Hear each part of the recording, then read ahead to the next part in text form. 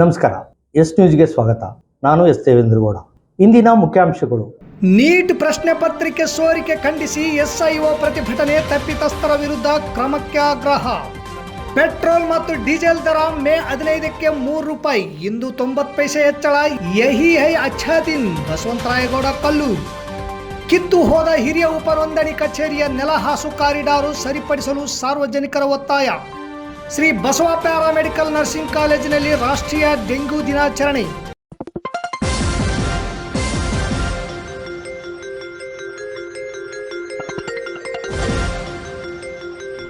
S news, ಇದು ನಿಮ್ಮ ಧ್ವನಿ. ವಾರ್ತೆಗಳ ವಿವರ. ನೀಟ್ ಪ್ರಶ್ನೆ ಪತ್ರಿಕೆ ಸೋರಿಕೆ ಖಂಡಿಸಿ ಹಗರಣವನ್ನು ಕಾಲಮಿತಿಯೊಳಗೆ ಪಾರದರ್ಶಕವಾಗಿ ತನಿಖೆ ನಡೆಸಿ ತಪ್ಪಿತಸ್ಥರ ಮೇಲೆ ಕಾನೂನು ಕ್ರಮ ಜರುಗಿಸುವಂತೆ ಆಗ್ರಹಿಸಿ ಎಸ್ಐಒ ಸಂಘಟನೆ ವತಿಯಿಂದ ಇಂದು ನಗರದಲ್ಲಿ ಪ್ರತಿಭಟನೆ ನಡೆಸಿ ತಹಸೀಲ್ದಾರ್ ಮೂಲಕ ಕೇಂದ್ರ ಸರ್ಕಾರಕ್ಕೆ ಮನವಿ ಸಲ್ಲಿಸಲಾಯಿತು. ನೀಟ್ ಪರೀಕ್ಷೆಯನ್ನು ದೇಶದ 22 ಲಕ್ಷಕ್ಕೂ ಹೆಚ್ಚು ವಿದ್ಯಾರ್ಥಿಗಳು ಬರೆದಿದ್ದು, ಪರೀಕ್ಷೆಗೆ ಮುಂಚಿತವೇ ಪ್ರಶ್ನೆ ಪತ್ರಿಕೆಗಳು ಸೋರಿಕೆಯಾಗಿರುವುದು NTA ನ್ಯಾಷನಲ್ ಟೆಸ್ಟಿಂಗ್ ಏಜೆನ್ಸಿ ಮತ್ತು ಕೇಂದ್ರ ಸರ್ಕಾರದ ವೈಫಲ್ಯಕ್ಕೆ ಸಾಕ್ಷಿಯಾಗಿದೆ. ಪ್ರಶ್ನೆ ಪತ್ರಿಕೆ ಸೋರಿಕೆಯಾಗದಂತೆ ಮುಂಜಾಗ್ರತೆ ವಹಿಸಬೇಕಾದ ಸರ್ಕಾರ ಮತ್ತು ಅಧಿಕಾರಿಗಳು ಬೇಜವಾಬ್ದಾರಿ ವಹಿಸಿರುವುದೇ ಇದಕ್ಕೆ ಪ್ರಮುಖ ಕಾರಣ ಎಂದು ಪ್ರತಿಭಟನಾಕಾರರು ಆಕ್ರೋಶ ವ್ಯಕ್ತಪಡಿಸಿದರು. ಬಡ ಮತ್ತು ಮಧ್ಯಮ ವರ್ಗದ ಲಕ್ಷಾಂತರ ವಿದ್ಯಾರ್ಥಿಗಳಿಗೆ ನೀಟ್ ಪರೀಕ್ಷೆಯು ವರ್ಷಗಳ ಶ್ರಮ ಮತ್ತು ಅವರ ಭವಿಷ್ಯದ ಕನಸಾಗಿರುತ್ತದೆ. ಆದರೆ ಸರ್ಕಾರದ ಆಡಳಿತಾತ್ಮಕ ಅಸಮರ್ಥತೆ ಮತ್ತು ಸಂಘಟಿತ ಭ್ರಷ್ಟಾಚಾರದಿಂದಾಗಿ ಕನಸುಗಳು ನುಚ್ಚು ನೂರಾಗಿವೆ. ಇಂತಹ ಹಗರಣಗಳು ಪದೇ ಪದೇ ಮರುಕಳಿಸುತ್ತಿರುವುದು ವ್ಯವಸ್ಥೆಯೊಳಗಿನ ಬಿಕ್ಕಟ್ಟನ್ನು ಸೂಚಿಸುತ್ತದೆ. ಇದು ಯುವಜನರಲ್ಲಿ ಮಾನಸಿಕ ಒತ್ತಡ ಮತ್ತು ಅಸುರಕ್ಷಿತ ಭಾವನೆಯನ್ನು ಹೆಚ್ಚಿಸುತ್ತಿದೆ ಎಂದು ಎಸ್ಐಒನ ಜಿಸಾನ್ ಅವರು ಆಪಾದಿಸಿದರು. ಕೇಂದ್ರೀಕೃತ ಪರೀಕ್ಷೆಗಳನ್ನು ಸುರಕ್ಷಿತವಾಗಿ ನಡೆಸುವಲ್ಲಿ NTA ಪದೇ ಪದೇ ವಿಫಲವಾಗುತ್ತಿರುವುದು ಪ್ರಸ್ತುತ ಮಾದರಿಯು ದೋಷಪೂರಿತವಾಗಿದೆ ಎಂಬುದನ್ನು ಸಾಬೀತುಪಡಿಸುತ್ತದೆ. ಕಾರಣ, ಪರೀಕ್ಷೆ ವ್ಯವಸ್ಥೆಯ ವಿಕೇಂದ್ರೀಕರಣ ಮತ್ತು ಏಜೆನ್ಸಿಯ ರಚನೆಯಲ್ಲಿ ಸಂಪೂರ್ಣ ಸುಧಾರಣೆ ತರಬೇಕೆಂದು ವಿದ್ಯಾರ್ಥಿ ಮುಖಂಡರು ಆಗ್ರಹಿಸಿ ಕೇಂದ್ರ ಶಿಕ್ಷಣ ಸಚಿವರು ಈ ವೈಫಲ್ಯದ ನೈತಿಕ ಹೊಣೆ ಹೊತ್ತು ತಕ್ಷಣವೇ ರಾಜೀನಾಮೆ ನೀಡಬೇಕು. ಪ್ರಶ್ನೆ ಪತ್ರಿಕೆ ಸೋರಿಕೆಯಲ್ಲಿ ಭಾಗಿಯಾಗಿರುವ ಎಲ್ಲ ವ್ಯಕ್ತಿಗಳು ಮತ್ತು ಜಾಲಗಳ ವಿರುದ್ಧ ಪಾರದರ್ಶಕ ಮತ್ತು ಕಾಲಮಿತಿಯಲ್ಲಿ ತನಿಖೆಯಾಗಬೇಕು ಹಾಗೂ ಅವರಿಗೆ ಕಠಿಣ ಶಿಕ್ಷೆಯಾಗಬೇಕು. ನ್ಯಾಯಸಮ್ಮತ ಮತ್ತು ಸುರಕ್ಷಿತವಾಗಿ ಪರೀಕ್ಷೆಗಳನ್ನು ನಡೆಸುವಲ್ಲಿ ಪದೇ ಪದೇ ವಿಫಲವಾಗುತ್ತಿರುವ ಬಗ್ಗೆ ಕೇಂದ್ರ ಸರ್ಕಾರ ಉತ್ತರಿಸಬೇಕೆಂಬ ಹಕ್ಕೊತ್ತಾಯದ ಮನವಿ ಪತ್ರವನ್ನು ಸಲ್ಲಿಸಲಾಯಿತು. ಈ ಸಂದರ್ಭದಲ್ಲಿ ಎಸ್ಐಒ ಜಿಲ್ಲಾಧ್ಯಕ್ಷ ಇಮ್ತಿಯಾಜ್, ತಾಲೂಕಾಧ್ಯಕ್ಷ ಅಫ್ಜಲ್ ಹುಸೇನ್, ಕಾರ್ಯದರ್ಶಿ ಅಮಿತ್ ಸೋಹೆಲ್, ಕ್ಯಾಂಪಸ್ ಕಾರ್ಯದರ್ಶಿ ಯಾಯ್ಯಾ ರಜ್ವಿ, ಮಾಧ್ಯಮ ಕಾರ್ಯದರ್ಶಿ ಅಮ್ದನ್ ಜಕಿ, ಸದಸ್ಯರಾದ ನೌಮಾನ್ ಫೈಜಲ್, ಮೊಹಮ್ಮದ್ ಸುಲ್ತಾನ್, ಸಾಲಿಡಾರಿಟಿ ಯೂತ್ ಮೂವ್ಮೆಂಟ್ನ ಅಬುಲೈಸ್, ಜಮಾತೆ ಇಸ್ಲಾಮಿ ಹಿಂದ್ ತಾಲೂಕು ಅಧ್ಯಕ್ಷ ಹುಸೇನ್ ಸಾಬ್, ಚಾಂದ್ ಪಾಷಾ, ಜಾಗೀರ್ದಾರ್ ಸೇರಿದಂತೆ ಎಸ್ಐಒ ತಾಲೂಕಾ ಘಟಕದ ಪದಾಧಿಕಾರಿಗಳು, ವಿದ್ಯಾರ್ಥಿಗಳು ಇದ್ದರು. ಲಕ್ಷಾಂತರ ರೂಪಾಯಿ ಫೀಸ್ ಅನ್ನು ಕಟ್ಟಿ ಪರೀಕ್ಷೆಯನ್ನು ಬರೀತಾರೆ. 2024ರಲ್ಲಿ ಇದೇ ರೀತಿಯಾಗಿ ಪೇಪರ್ ಲೀಕ್ ಆಗ್ತದೆ, ಮತ್ತೊಮ್ಮೆ ಪರೀಕ್ಷೆಯನ್ನು ನಡೆಸಲಾಗ್ತದೆ. ಅದೇ ರೀತಿಯಾಗಿ 2026ರಲ್ಲೂ ಸಹ ಇದೇ ಒಂದು ದುಷ್ಕೃತ್ಯ, ಇದೇ ಒಂದು ಕೆಲಸ ಇವತ್ತು ಆಗ್ತಾ ಇರುವಂತದ್ದು. ನಮ್ಮ ಶಿಕ್ಷಣ ವ್ಯವಸ್ಥೆ ಮತ್ತು ವಿದ್ಯಾರ್ಥಿಗಳು ಪಡ್ತಾ ಇರುವಂತ ಕಷ್ಟಕ್ಕೆ ಬೆಲೆನೇ ಇಲ್ವಾ ಅಂತೇಳಿ ಆಗಿದೆ. ವಿಶೇಷವಾಗಿ ಒಂದು ರಾಜ್ಯ ನಡೆಸ್ತಾ ಇರುವಂತ ಪರೀಕ್ಷೆಯನ್ನು CET ಮುಖಾಂತರ 2013ಕ್ಕಿಂತ ಮುಂಚೆ ಇಲ್ಲಿರ್ತಕ್ಕಂಥ ವೈದ್ಯಕೀಯ ಕಾಲೇಜುಗಳಿಗೆ ಅಡ್ಮಿಷನ್ ಗಳನ್ನು ತೆಗೆದುಕೊಳ್ತಾ ಇದ್ರು. 2013ರ ನಂತರ ಕೇಂದ್ರ ಸರ್ಕಾರ ನೀಟ್ ಎನ್ನುವಂತ ಒಂದು ಪರೀಕ್ಷೆಯನ್ನು ತರ್ತದೆ. ಆ ಪರೀಕ್ಷೆಯನ್ನು ತಂದ ನಂತರ ಇಡೀ ಒಂದು ಶಿಕ್ಷಣ ವ್ಯವಸ್ಥೆ ಮತ್ತು ಇಲ್ಲಿರ್ತಕ್ಕಂಥ ಮೆಡಿಕಲ್ ಎಜುಕೇಶನ್ ಇನ್ನಷ್ಟು ದುಬಾರಿ ಆಗ್ತದೆ ಮತ್ತು ಆ ಎಜುಕೇಶನ್ ಪಡೆಯಲಿಕ್ಕೆ ಒಂದು ಬೆಂಚ್ ಮಾರ್ಕ್, ಒಂದು ಎಕ್ಸಾಮ್ ಅನ್ನು ನೀಟ್ ಎಂಬ ಹೆಸರಲ್ಲಿ ಮಾಡಲಾಗ್ತದೆ. ನ್ಯಾಷನಲ್ ಎಲಿಜಿಬಿಲಿಟಿ ಎಂಟ್ರೆನ್ಸ್ ಟೆಸ್ಟ್ ಅಂತೇಳಿ. ಆ ಟೆಸ್ಟ್ ಎಂತದ್ದು ಅಂತ ಹೇಳಿದ್ರೆ ಅದಕ್ಕೆ ಪೂರಕವಾದಂತ ಒಂದು ಕೋಚಿಂಗ್ ಮಾಫಿಯಾ ಬೆಳೆದುಕೊಳ್ತದೆ. ಅದಕ್ಕೆ ಪೂರಕವಾದಂತ ಒಂದು ಫೀ ಹೈಕ್ಗಳಾಗ್ತವೆ. ಒಬ್ಬ ಸಾಮಾನ್ಯ ಸರ್ಕಾರಿ PU ಕಾಲೇಜಿನಲ್ಲಿ ಓದುವಂತ ವಿದ್ಯಾರ್ಥಿ ಯಾವ ರೀತಿಯಾಗಿ ನೀಟನ್ನು ಕ್ರ್ಯಾಕ್ ಮಾಡಲಿಕ್ಕೆ ಸಾಧ್ಯ? ದೇಶದಲ್ಲಿ ಮತ್ತೆ ಪೆಟ್ರೋಲ್ ಹಾಗೂ ಡೀಸೆಲ್ ದರ ಏರಿಕೆಯಾಗಿದ್ದು ಮೇ 15ಕ್ಕೆ ₹3, ಇಂದು 90 ಪೈಸೆ ಹೆಚ್ಚಳ ಆಗಿದೆ. ಯಾಕೆ ಎಂದು ಪ್ರಶ್ನೆ ಮಾಡುವ ಹಾಗಿಲ್ಲ. ಯಾಕೆಂದರೆ ಯುದ್ಧದ ಪರಿಣಾಮವಂತೆ. ಮುಂದೆ ಅಚ್ಚಾ ದಿನ್ ಕಾದಿದೆಯಂತೆ ಎಂದು ಮೋದಿ ಸರ್ಕಾರದ ನೀತಿಯನ್ನು ವ್ಯಂಗ್ಯ ಮಾಡಿದ ಸಿಪಿಐಎಂ ತಾಲೂಕಾ ಕಾರ್ಯದರ್ಶಿ ಬಸವಂತರಾಯಗೌಡ ಕಲ್ಲೂರು. ಯುದ್ಧದ ಪರಿಣಾಮ ಬ್ಯಾರಲ್ ದರ ಏರಿದ ಪರಿಣಾಮ ದರ ಹೆಚ್ಚಳವಂತೆ. ಒಂದು ವೇಳೆ ದರ ಏರಿಸದೆ ಹೋದರೆ ದಿನಕ್ಕೆ 1000 ಕೋಟಿ ಹೊರೆಯಂತೆ.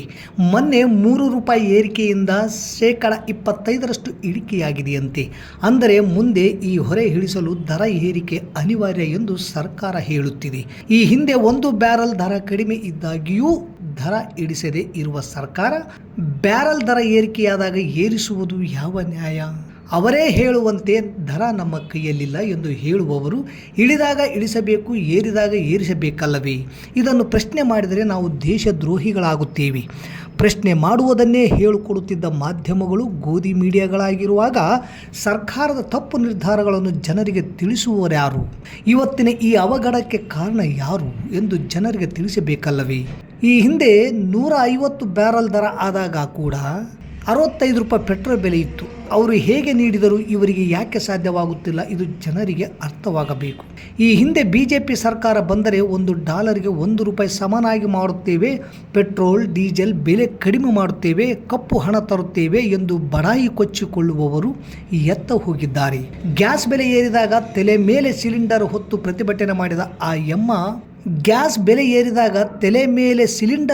ಪ್ರತಿಭಟನೆ ಮಾಡಿದ ಆ ಯಮ್ಮ ಪತ್ತೆನೇ ಇಲ್ಲ. ಇಂಥವರು ನಮ್ಮ ಸಚಿವರು, ಸಂಸದರು, ಮೋದಿಯವರ ಹಿಂದಿನ ಭಾಷಣಗಳನ್ನು ಮತ್ತೊಮ್ಮೆ ಎಲ್ಲರೂ ಕೇಳಲೇಬೇಕು. ಆಗ ಅವರು ನುಡಿದಂತೆ ನಡೆದಿದ್ದಾರೆಯೇ ಎಂದು ಅರ್ಥವಾಗುತ್ತದೆ. ಇನ್ನು ಮುಂದೆ ಗಂಡಾಂತರ ಕಾದಿದೆ ಎಂದು ನಾವು ಹೇಳಿದರೂ ಕೇಳುವ ಸ್ಥಿತಿಯಲ್ಲಿ ಜನರಿಲ್ಲ.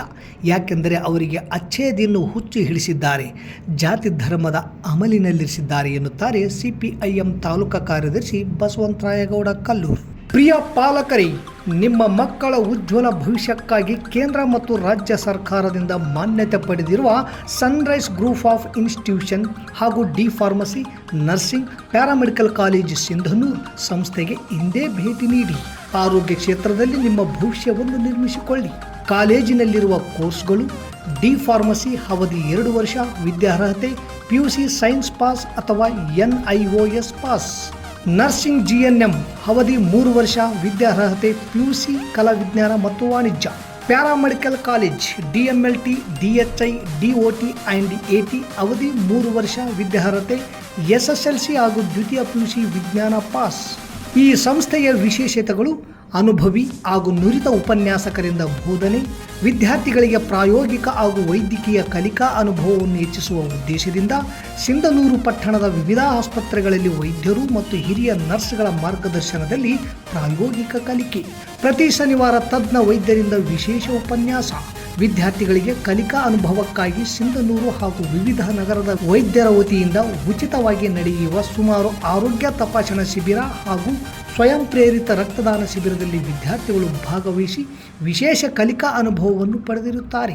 ಸಮಾಜದಲ್ಲಿ ಆರೋಗ್ಯದ ಅರಿವು ಮೂಡಿಸುವ ಉದ್ದೇಶದಿಂದ ವಿದ್ಯಾರ್ಥಿಗಳ ಸಹಭಾಗಿತ್ವದಲ್ಲಿ ವಿವಿಧ ಆರೋಗ್ಯ ಜಾಗೃತಿ, ಆರೋಗ್ಯ ಜಾಥಾ ಕಾರ್ಯಕ್ರಮಗಳು ಹಾಗೂ ಆರೋಗ್ಯ ಶಿಕ್ಷಣ ಚಟುವಟಿಕೆಗಳನ್ನು ಹಮ್ಮಿಕೊಳ್ಳಲಾಗುತ್ತದೆ. ಪರಿಸರ ಸ್ವಚ್ಛತೆ ಮತ್ತು ಆರೋಗ್ಯಕರ ಜೀವನ ಶೈಲಿಯ ಕುರಿತು ಜನರಲ್ಲಿ ಅರಿವು ಮೂಡಿಸಲಾಗುತ್ತದೆ.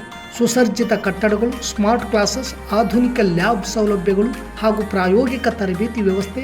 ವಿದ್ಯಾರ್ಥಿಗಳ ಸುರಕ್ಷತೆಗಾಗಿ CC ಕ್ಯಾಮೆರಾ ಅಳವಡಿಸಲಾಗಿದೆ. ವಿದ್ಯಾರ್ಥಿಗಳಿಗೆ ವಿವಿಧ ಖಾಸಗಿ ಆಸ್ಪತ್ರೆಗಳು ಹಾಗೂ ವಿವಿಧ ಫಾರ್ಮಾ ಕಂಪನಿಗಳ ಸಹಯೋಗದಲ್ಲಿ ಕ್ಯಾಂಪಸ್ ಸಂದರ್ಶನದ ಮೂಲಕ ನೇರ ಉದ್ಯೋಗದ ಅವಕಾಶವನ್ನು ಕಲ್ಪಿಸಲಾಗುತ್ತದೆ. ಪ್ರವೇಶಕ್ಕಾಗಿ ಹಿಂದೆ ಸಂಪರ್ಕಿಸಿ. ಇರ್ಫಾನ್ K, ಅಧ್ಯಕ್ಷರು, sunrise D pharmacy, nursing, paramedical college, Vasavi Kalyana ಮಂಟಪದ ಮುಂಭಾಗ, PWD ಕ್ಯಾಂಪ್, ರಾಯಚೂರು ರಸ್ತೆ, ಸಿಂಧನೂರು. Mobile number 8197143588, 8904242655, 9036731385. ಸಿಂಧನೂರು ನಗರದ ಹಿರಿಯ ಉಪನೋಂದಣಿ ಅಧಿಕಾರಿಗಳ ಕಚೇರಿ ಮುಂದಿನ ಕಾರಿಡಾರ್ನಲ್ಲಿ ನೆಲಹಾಸು, ಶಾಬಾದಿ ಬಂಡೆ ಹಾಗೂ ಕಾಂಕ್ರೀಟ್ ಕಿತ್ತು ಹೋಗಿದ್ದು, ದಿನವೂ ನೋಂದಣಿ ಕೆಲಸಗಳಿಗಾಗಿ, ಸರ್ಕಾರಿ ಸೇವೆಗಳಿಗಾಗಿ ಸಾವಿರಾರು ಜನ ರೈತರು, ಮಹಿಳೆಯರು ಆಗಮಿಸುವ ಹಿನ್ನೆಲೆಯಲ್ಲಿ ತುಂಬಾ ತೊಂದರೆಯಾಗುತ್ತದೆ ಎಂದು ಸಾರ್ವಜನಿಕರು ಆರೋಪ ಮಾಡಿದ್ದಾರೆ. ಈ ಕಿತ್ತು ಹೋಗಿರುವ ನೆಲಹಾಸುನಿಂದಾಗಿ ಎಷ್ಟೋ ಜನರು ಎಡವಿ ಬಿದ್ದಿದ್ದಾರೆ ಎಂದು ಪ್ರತ್ಯಕ್ಷದರ್ಶಿಗಳು ಹೇಳುತ್ತಿದ್ದಾರೆ. ಹೀಗಾಗಿ ದಿನವೂ ಜನರಿಂದ ತುಂಬಿ ತುಳುಕುತ್ತಿರುವ ಉಪನೋಂದಣಾಧಿಕಾರಿಗಳ ಕಚೇರಿ ಮುಂದಿನ ಕಾರಿಡಾರ್ ಕಿತ್ತು ಹೋಗಿದ್ದು ಸರಿಪಡಿಸಲು ಸಾರ್ವಜನಿಕರು, ಮಹಿಳೆಯರು ಒತ್ತಾಯಿಸಿದ್ದಾರೆ. ಈ ವಿಷಯದ ಕುರಿತಾಗಿ ಉಪನೋಂದಣಿ ಅಧಿಕಾರಿಯವರನ್ನು ಕೇಳಿದಾಗ ಈ ವಿಷಯದ ಬಗ್ಗೆ ಈಗಾಗಲೇ ಸಂಬಂಧಪಟ್ಟ ಜಿಲ್ಲಾ ಉಪನೋಂದಣಾಧಿಕಾರಿಗಳು ಕಚೇರಿಗೆ ಹಾಗೂ ಲೋಕೋಪಯೋಗಿ ಇಲಾಖೆಯ ಸಹಾಯಕ ಅಭಿಯಂತರರಿಗೆ ಇದೇ ತಿಂಗಳು ಮೇ 8ರಂದು ಪತ್ರವನ್ನು ಬರೆದಿದ್ದೇನೆ ಎಂದು ಹಿರಿಯ ಉಪನೋಂದಣಾಧಿಕಾರಿ ಸಣ್ಬಸಪ್ಪ ಎಸ್ ಮರಡಿ ಹೇಳಿದರು. ಜಿಲ್ಲಾಡಳಿತ, ಜಿಲ್ಲಾ ಪಂಚಾಯತ್, ಜಿಲ್ಲಾ ಆರೋಗ್ಯ ಮತ್ತು ಕುಟುಂಬ ಕಲ್ಯಾಣ ಇಲಾಖೆ ರಾಯಚೂರು ಹಾಗೂ ತಾಲೂಕಾ ಆರೋಗ್ಯ ಅಧಿಕಾರಿಗಳ ಕಾರ್ಯಾಲಯ ಸಿಂಧೂರು ಹಾಗೂ ಶ್ರೀ ಬಸವ ಪ್ಯಾರಾಮೆಡಿಕಲ್ ಮತ್ತು ನರ್ಸಿಂಗ್ ಕಾಲೇಜುವರ ಸಂಯುಕ್ತ ಆಶ್ರಯದಲ್ಲಿ ಡೆಂಗೆ ಜ್ವರದ ಬಗ್ಗೆ ಜಾಗೃತಿ ಮೂಡಿಸುವ ಕಾರ್ಯಕ್ರಮ ಶ್ರೀ ಬಸವ ಪ್ಯಾರಾಮೆಡಿಕಲ್ ನರ್ಸಿಂಗ್ ಕಾಲೇಜಿನಲ್ಲಿ ಹಮ್ಮಿಕೊಳ್ಳಲಾಗಿತ್ತು. ಈ ಕಾರ್ಯಕ್ರಮವನ್ನು ಸಸಿಗೆ ನೀರು ಹಾಕುವ ಮೂಲಕ ಉದ್ಘಾಟಿಸಿ ತಾಲೂಕು ಆರೋಗ್ಯ ಕಾರ್ಯಾಲಯದ ಕ್ಷೇತ್ರ ಆರೋಗ್ಯ ಶಿಕ್ಷಣಾಧಿಕಾರಿ ಗೀತಾ ಹಿರೇಮಠ್ ಮಾತನಾಡಿ, ಸೊಳ್ಳೆ ಉತ್ಪತ್ತಿ ತಾಣಗಳ ನಿರ್ಮೂಲನೆ, ಸೊಳ್ಳೆ ಪರದೆ ಮತ್ತು ಸೊಳ್ಳೆ ನಿರೋಧಕ ದ್ರಾವಣ ಬತ್ತಿ, ಒಡೋಮಾಸ್, ಬೇವಿನ ಸೊಪ್ಪಿನ ಹೊಗೆ, ಗ್ಯಾಂಬೂಸಿಯಾ ಗಪ್ಪಿ ಮೀನುಗಳು, ಟೆಮಿಫಾಸ್ ದ್ರಾವಣ ಇವುಗಳ ಬಗ್ಗೆ ಮತ್ತು ಡೆಂಗ್ಯೂ ನಿಯಂತ್ರಣದ ಬಗ್ಗೆ ಮಾಹಿತಿ ತಿಳಿಸಿದರು. ಸಮುದಾಯದ ಸಹಭಾಗಿತ್ವ ಪರಿಶೀಲಿಸಿ ಸ್ವಚ್ಛಗೊಳಿಸಿ ಹಾಗೂ ಮುಚ್ಚಿಡಿ ಎಂಬ ಘೋಷವಾಕ್ಯದ ಕುರಿತು ಸಂಪೂರ್ಣ ಮಾಹಿತಿ ನೀಡಿ ಡೆಂಗ್ಯೂ ಜ್ವರ ಲಕ್ಷಣಗಳ ಚಿಕಿತ್ಸೆ ಬಗ್ಗೆ ತಿಳಿಸಿಕೊಟ್ಟರು. ನಂತರ ವಿಶ್ವ ರಕ್ತದೊತ್ತಡ ದಿನಾಚರಣೆಯನ್ನು ಆಚರಿಸಲಾಯಿತು. ಈ ವೇಳೆ ಮೇಘ, ಮಂಜುಳಾ, ಕವಿತಾ, ಸಂಸದ್ ಬಿ, ವಿದ್ಯಾರ್ಥಿನಿಯರು ಉಪಸ್ಥಿತರಿದ್ದರು. ಇಲ್ಲಿಗೆ ವಾರ್ತಾ ಪ್ರಸಾರ ಮುಕ್ತಾಯವಾಯಿತು. ನಿರಂತರ ಸುದ್ದಿಗಾಗಿ ವೀಕ್ಷಿಸಿ ಎಸ್ ನ್ಯೂಸ್. ಇದು ನಿಮ್ಮ ಧ್ವನಿ. ನಮಸ್ಕಾರ.